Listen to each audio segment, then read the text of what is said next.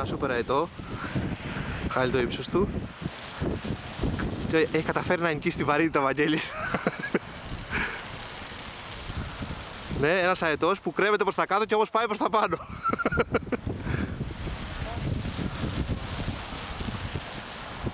Μοναδικό στο είδος του.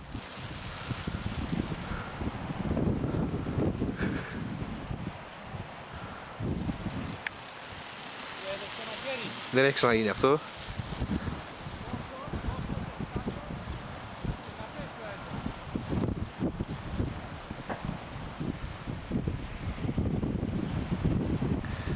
Ναι, νικάει τη βαρύτητα.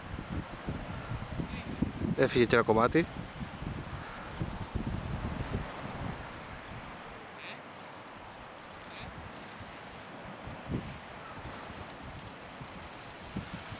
Και βλέπουμε σαν το Βαγγέλη να τρέχει στη σκαλαμιά στον κάμπο.